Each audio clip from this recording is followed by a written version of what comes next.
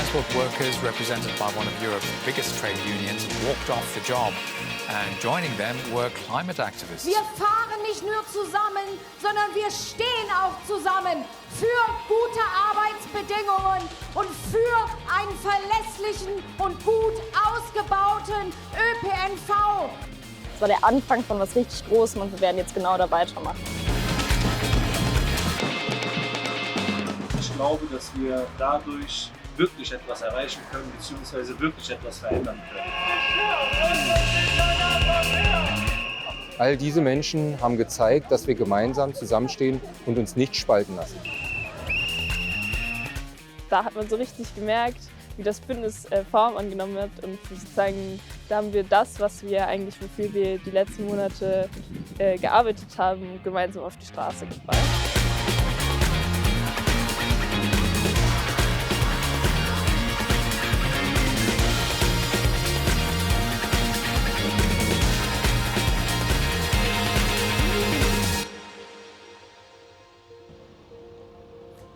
Wir sind ab dem Jahre 92, 94, 29.000 Beschäftigte gewesen in dem Betrieb der BVG. Jetzt im Jahre 2024 sind wir 16.000 Beschäftigte. Diese Leistung, die wir jetzt fahren müssen, ist ungefähr ein Drittel mehr zu der Leistung, die wir damals gefahren sind.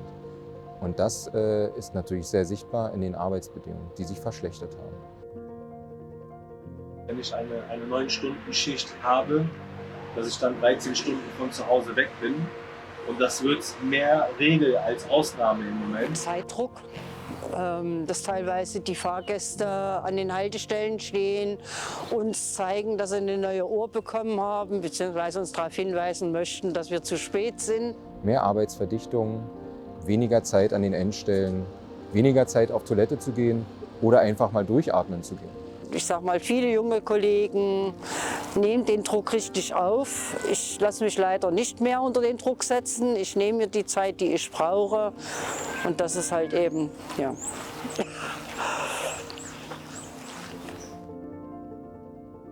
Ich bin seit Ende 2019 in der Klimagerechtigkeitsbewegung aktiv und habe unglaublich viele Demos organisiert und so den ganzen Bums gemacht.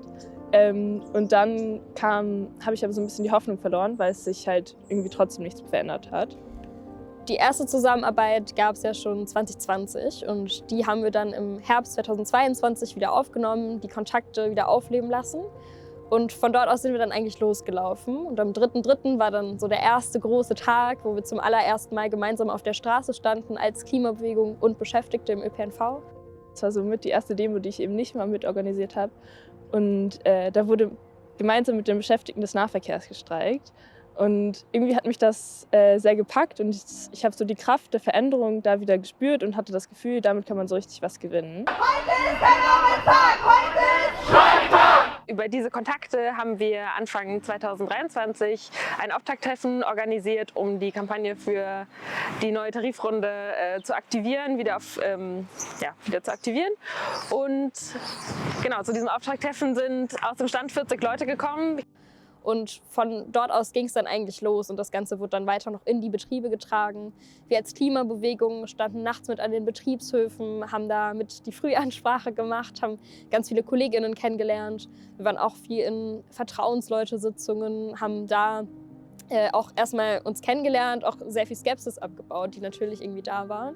Und haben so in Zweierpaaren, also 2 Klimaaktivisten zusammen, irgendwie versucht, mit den KollegInnen ins Gespräch zu kommen und das war schon erstmal ein bisschen schwierig. Die ganze Wir-von-Zusammenarbeit ist jetzt auch nicht immer so ein Kaffeekränzchen, also es ist auch hart und es ist anstrengend und es gibt voll viele Schwierigkeiten. Also wir müssen jetzt auch nicht alles so rosarot anmalen.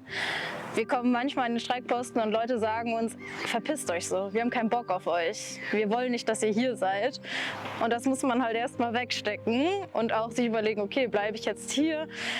Und versuche ich es jetzt trotzdem und gucke, ob alle diese Meinung haben oder ob es Einzelpersonen sind. Und ja, da sind wir auch durchgegangen. Und genau, wir müssen sozusagen um dieses Bündnis immer weiter kämpfen, auch innerhalb von der Belegschaft und immer wieder Gespräche darum führen.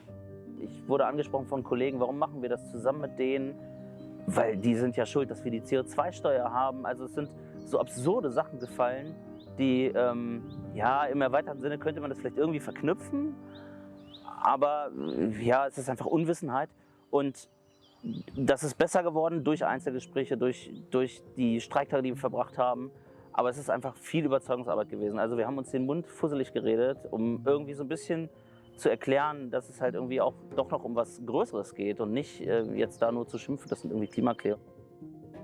Wenn der ÖPNV streikt, dann sind natürlich unglaublich viele Leute, die sonst auf ihn angewiesen sind, eben davon betroffen und kommen nicht zur Arbeit oder zur Schule oder zur Universität. Und das sorgt natürlich immer für viel Ärger, aber eigentlich zeigt es ja, wie wichtig so ein ÖPNV für das alltägliche Leben ist und wie wichtig ein ÖPNV und damit auch die Beschäftigten, die in dieser Branche arbeiten, dafür ist, dass wir unser alltägliches Leben machen können.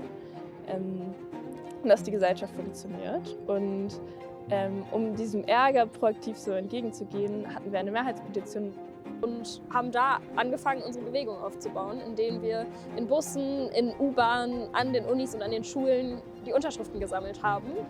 Aber die Unterschriften waren ja nicht einfach nur Unterschriften, sondern eigentlich ja immer die Frage nach, bist du bereit, dich hinter diese Bewegung zu stellen? Bist du bereit, gemeinsam mit den Beschäftigten für bessere Arbeitsbedingungen, aber auch eine Verkehrswende einzustehen?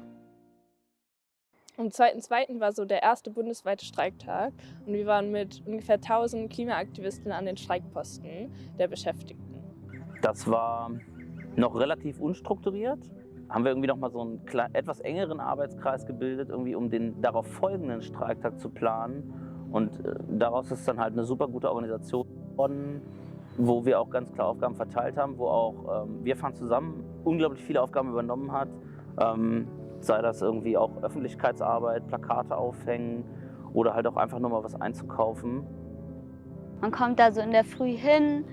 Wir sind halt immer von Klimaaktivisten zusammen irgendwie hochgeradelt und dann sind schon Beschäftigte da, die irgendwie seit, keine Ahnung, 3 Uhr wach sind und wir kommen so um 5 oder 6 an die Feuertonne und dann trinkt man zusammen seinen Kaffee und quatscht so ein bisschen und später gibt es dann, keine Ahnung, was gab es bei uns alles?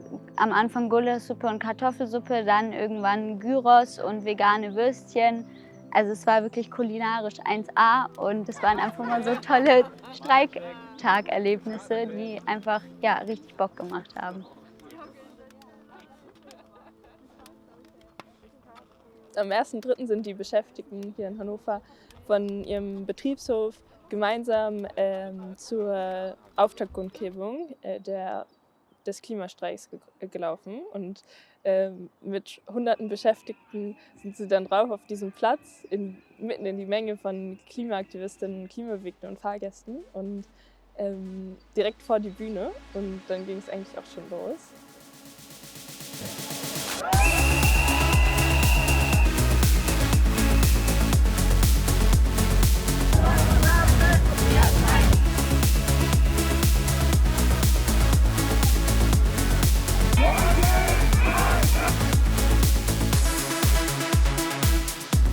Da haben wir das, was wir eigentlich, wofür wir die letzten Monate gearbeitet haben, gemeinsam auf die Straße gebracht und sind wirklich Hand in Hand ja, für eine Verkehrswende durch die Straße gelaufen.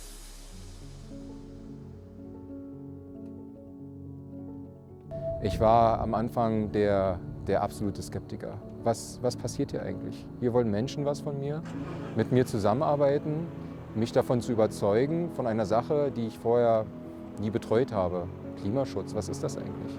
Immer mehr bin ich daran gewachsen.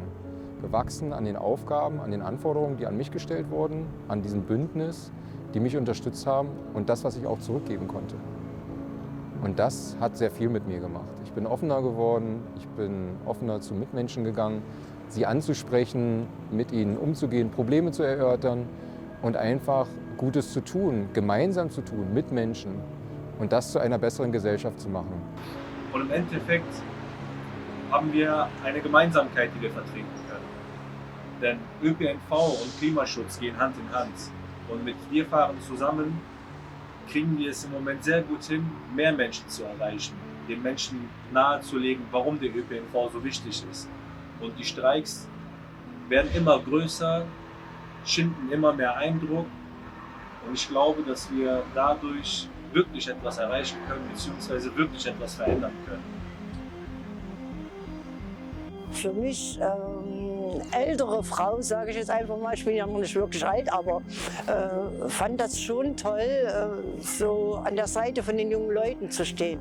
Ich konnte mich irgendwie auch wieder selber zurückentwickeln im Alter, sage ich mal. Also ich fühlte mich wesentlich jünger, ich hatte irgendwie wieder richtig Antrieb und ich kann die Emotionen gar nicht rüberbringen. Für mich war es einfach nur geil. Was mir Hoffnung macht in der Kampagne ist immer wieder zu sehen, wie halt einzelne Personen, sowohl Aktivistinnen als auch Beschäftigte, über sich hinauswachsen und auf einmal zu Dingen fähig sind, die sie sich halt ein halbes Jahr vorher niemals hätten vorstellen können. Wie Heike zum Beispiel, die durch unsere Zusammenarbeit, durch unsere Trainings einfach so aus dem Ärmel jetzt Reden schüttelt, vor der Kamera steht, Presse spricht und so weiter und so sagt, ja, ich hätte das vorher nie gemacht, aber jetzt kann ich das. Aber was wir langfristig brauchen, ist, dass die mit uns kämpfen und für einen klimagerechten, nicht profitorientierten Umbau der Wirtschaft zu kämpfen. Also die ArbeiterInnen in ÖPNV, in der Autoindustrie, in der Energieindustrie,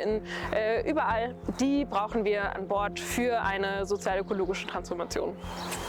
Wir müssen als Bewegung weiter wachsen, als diese neue Klimabewegung, die eben sagt, Klimaschutz und soziale Gerechtigkeit, das geht Hand in Hand.